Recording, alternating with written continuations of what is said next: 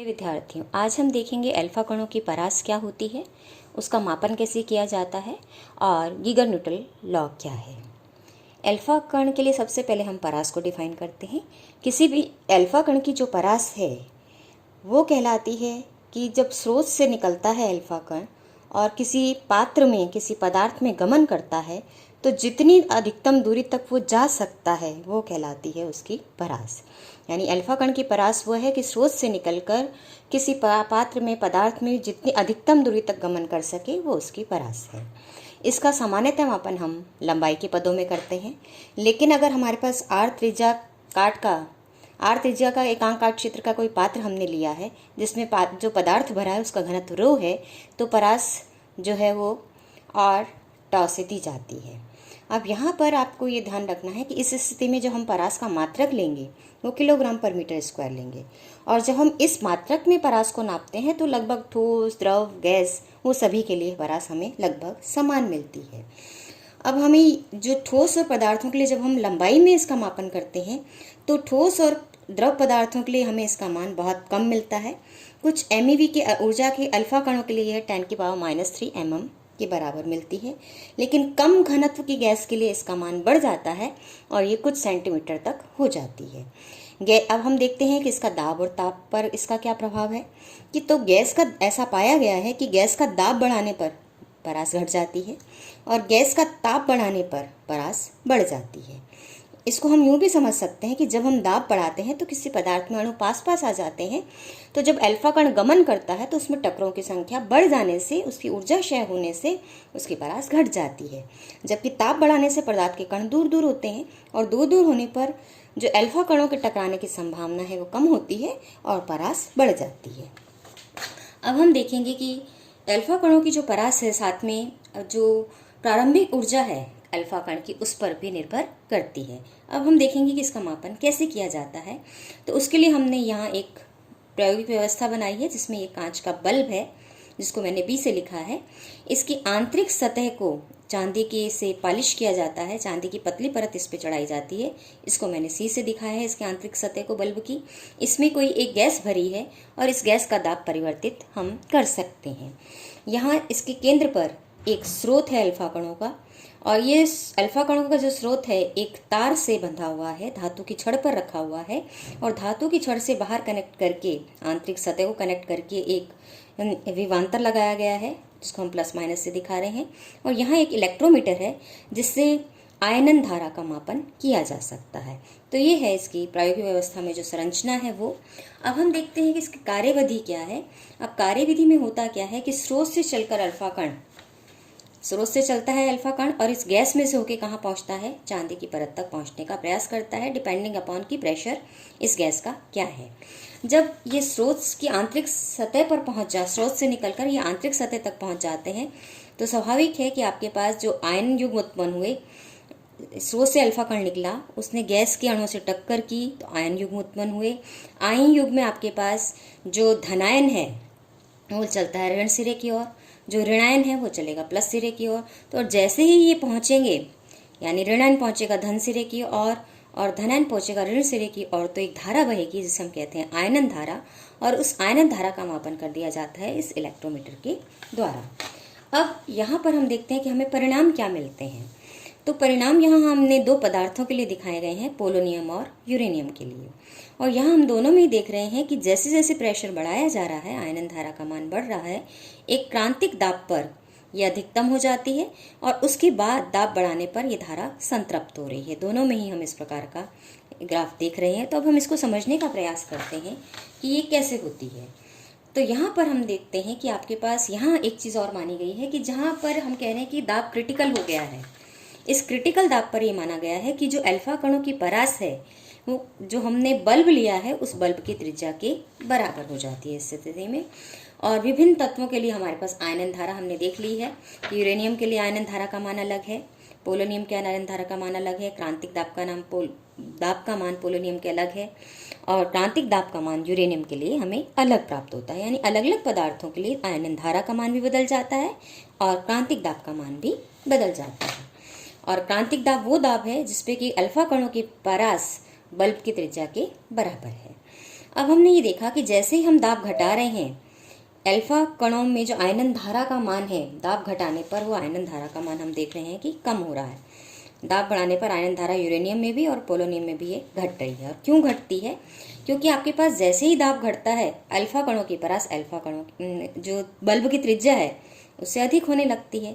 तो अधिक होने लगती है तो अपनी ऊर्जा का एक ही अंश गैस में खर्च कर पाते हैं और बाकी जो कण हैं वो बल्ब किससे टकराकर अपनी ऊर्जा को खो देते हैं, क्योंकि परास से अधिक ऊर्जा हो जाने पर कण उससे बाहर तो नहीं आ सकता बल्ब से, तो परास अधिक हो जाने के कारण वो इससे तेजी से टकराता है और टकराता है तो अपनी आंतरिक ऊर्जा और जो ऊर्जा है वो इस आंतरिक सतह से टकराकर खो देता है। और खो देता है तो आपके पास आयन युग्मों की संख्या, क्योंकि ऊर्जा उसकी कम हो गई तो आयन युग्मों की संख्या कम होने से आयनन धारा कम होने लगती है। लेकिन जब दाब क्रांतिक दाब से अधिक है तो हमने देखा कि धारा संतृप्त हो जाती है। क्यों हो जाती है? क्योंकि उस स्थिति में अल्फा कणों की जो परास है वो बल्ब की त्रिज्या से कम होती है और वो आंतरिक सतह तक नहीं पहुंचते, तो गैस के कणों से टकराकर वो आयन युग्म उत्पन्न करते हैं और आयन युग्म अधिकतम संख्या में उत्पन्न करते हैं और इससे आयनन धारा क्या हो जाती है? अधिक हो जाती है और दाब बढ़ाने पर भी फिर उससे अधिक धारा उत्पन्न नहीं हो सकती है। तो ये धारा कैसी हो जाती है? आयनन धारा संतृप्त हो जाती है। तो यहाँ पर आपके पास हम ये पाते हैं कि सामान्य दाब और ताप पर अल्फा कणों की जो परास है वो दाब की व्युत्क्रमानुपाती है। अतः हम ये कह सकते हैं कि R/R का मान PC/PS के बराबर है, जहाँ R क्या है? बल्ब की त्रिज्या है, व्युत्क्रमानुपाती है, इसलिए R बल्ब की त्रिज्या है वो किसके व्युत्क्रमानुपाती हो गई? P के। यानी P कम है तो R ज़्यादा होगा, परास ज़्यादा हो जाएगी। तो एक सामान्य दाब पर हमने मान लिया ये रेडियस, ये परास कितनी है? कैपिटल R के बराबर है। तो इस कैपिटल R का मान मैं परास का मान निकाल सकती हूँ। ये किस पर निर्भर करेगी? बल्ब की त्रिज्या क्या है, क्रिटिकल दाब क्या है और प्रेशर क्या है उस गैस का।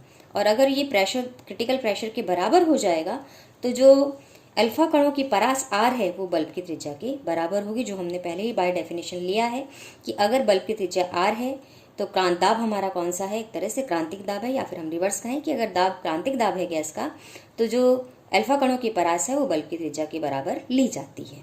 इस तरह से हमारी प्रायोगिक व्यवस्था की जाती है कि क्रांतिक दाब पर जो अल्फा कणों की परास है वो बल्ब की त्रिज्या के बराबर हो जाए। अब हम देखते हैं कि स्टैंडर्ड रेंज मेरे पास अल्फा कणों के लिए क्या है, कि मानक परास की रेंज को, मानक परास क्या ली गई है अल्फा कणों के लिए कि 15 डिग्री ताप पर, 15 डिग्री सेल्सियस ताप पर और 76 सेंटीमीटर दाब पर मरकरी के शुष्क हवा का जो दाब है वो कहलाता है अल्फा कणों की परास का मानक मात्रक। अब हम देखते हैं कि अल्फा कणों की परास से जुड़ा हुआ गीगर-निटल लॉ क्या है। और गीगर-निटल लॉ ने क्या किया था कि 1911 में जो प्राकृतिक रूप से अल्फा कण उत्सर्जित करने वाले भारी नाभिक हैं, हमने ये देखा है कि अल्फा कणों का उत्सर्जन केवल उन्हीं नाभिकों के द्वारा होगा जिनके के लिए जो द्रव्यमान संख्या है उसका मान A किसके बराबर था? 200 के बराबर था। तो ऐसे जो नाभिक हैं वो अल्फा कण उत्सर्जित करते हैं। तो गीगर-निटल ने क्या किया, इन पदार्थों के लिए, इन नाभिकों के लिए पदार्थ के क्षय नियतांकों और अल्फा कणों की परास के मध्य अध्ययन करके एक एम्पेरिकल रिलेशन दिया है, एक सेमी एम्पेरिकल फॉर्मूला दिया है, एक सेमी अनुभाविक सूत्र दिया है। और वो सेमी अनुभाविक सूत्र क्या है कि ln lambda is equal to A + B ln R, जहाँ क्योंकि लॉग E को मैं ln भी बोलती हूँ, और A और B क्या है? नियतांक है। लैम्डा क्या है? अल्फा कणों की हवा में परास है, और लैम्डा है इसका क्षय नियतांक अल्फा कणों के लिए। तो जब हम इसका मतलब लॉग लैम्डा और लॉग R का ये खींचेंगे, इस रेखा के मध्य हम कर्व खींचेंगे तो ये मुझे एक सीधी रेखा मिलेगी। और ये चूंकि y = mx + c, इसका m धनात्मक है, इसलिए जो मेरे पास स्लोप आएगा वो बढ़ता हुआ आएगा। तो ये विभिन्न रेडियो एक्टिव पदार्थों के लिए जो मुझे परास मिली है लॉग लैम्डा और लॉग R के मध्य यहाँ ग्राफ खींचा गया, तो हम ये देख रहे हैं कि ये स्ट्रेट लाइन है जो कि किसको सेटिस्फाई कर रहा है? गीगर-निटल लॉ को सेटिस्फाई कर रहा है। और ये भी पाएगा कि अगर किसी भी पदार्थ के लिए क्षय नियतांक का मान अधिक होता है तो हमें अच्छे से मालूम है कि T½ जो है ln2/लैम्डा है, यानी कि जो अर्धायु काल है वो आपके पास लैम्डा के इन्वर्सली है, व्युत्क्रमानुपाती है। इसलिए अगर आपके पास किसी भी पदार्थ के लिए, किसी भी नाभिक के लिए लैम्डा अधिक है, क्षय प्रायिकता अधिक है, तो उसका अर्धायु काल क्या होगा?